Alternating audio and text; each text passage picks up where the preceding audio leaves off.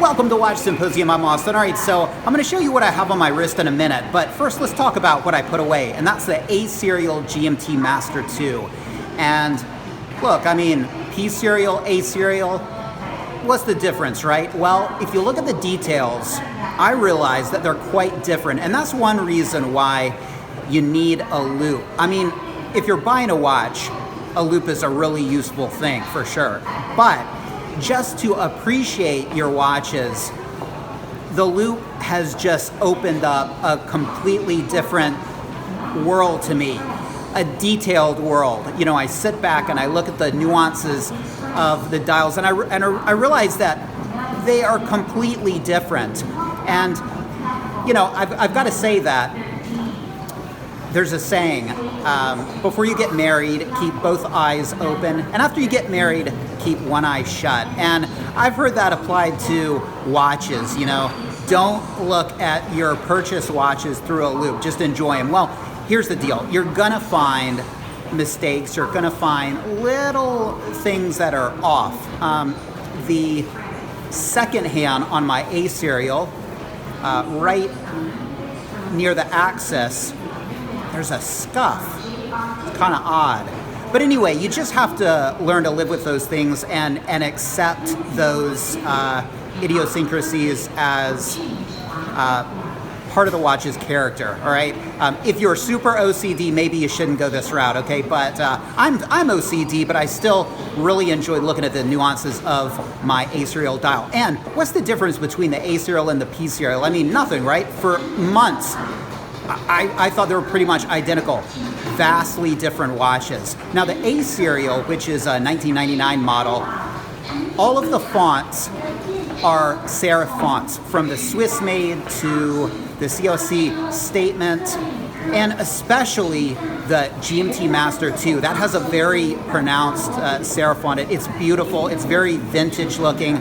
You know, a year later, in 2000, when the P serials came out, you'd think it would be pretty much the same, right? But it's a lot of sans serif font on that dial. The GMT Master 2 statement, the Swiss made, no serifs. The COC statement does have that. So it's like looking at art in a really detailed way. I mean, part of the reason we love our watches is because of the form. There's an artistic aspect. They're functional pieces of art. And when you look at a dial through a loop, it's like sitting back and just taking in a painting for a good 30 minutes. You know, you can really sink into the dial and appreciate those nuances. And it's just opened up a whole new world to me. I totally recommend it. One other difference, the minute markers on the 5, the 10, the 20, the 25 on the A serial, they're obviously thicker, but they actually have serifs. They are essentially uppercase serif I's, whereas on the P serial, they're thicker, but no serif. It's pretty much absolutely amazing. Anyway, now, you're gonna take a look at the A serial. Now, let's practice a little watch spotting skills, all right? So you know that the A serial is a Swiss-made dial. You know, it's a Holes case, and you know it came on a hollow inlay bracelet. All right, now here you are, you're looking at it. Pause the video if you need to. What's wrong with this picture? What's amiss in what I just told you?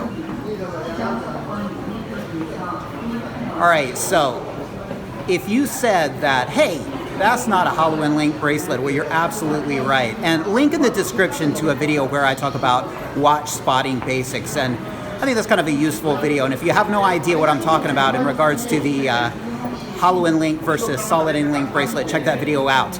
All right, so, whoa, what's going on? What's with that bracelet?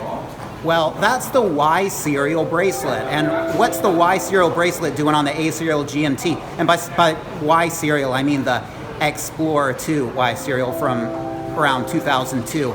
Well, I switched them out, so here's what I wanted to show you. This unsanctioned Explorer 2 on a Jubilee bracelet. Now, I think this is pretty cool. Perhaps this will be a polarizing thing among viewers. I mean, Rolex wouldn't approve of it.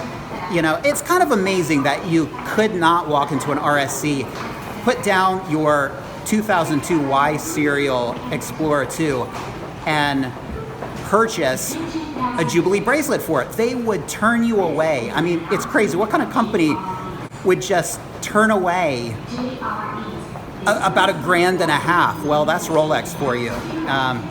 And in a way, it's kind of what makes them so cool. They're so above money.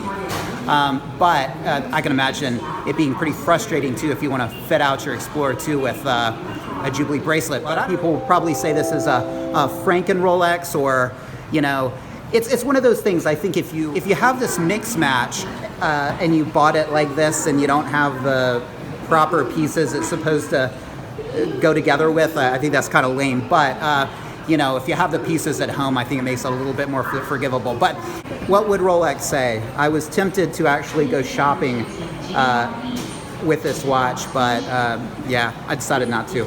Anyway, is this a sin? Is this a sin against nature? I don't know. I think it's kind of cool. For some reason, I can stomach this, but I can't a Jubilee bracelet on a sub, which is weird. I don't know why. Maybe it's because the Explorer 2 is so much like the GMT that it's kind of like, why not?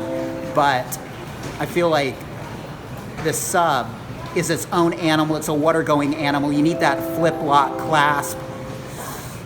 So I can't see this Jubilee bracelet making it on the 14060, but who knows, maybe I'll do it. Take care, thanks for watching, see you next time.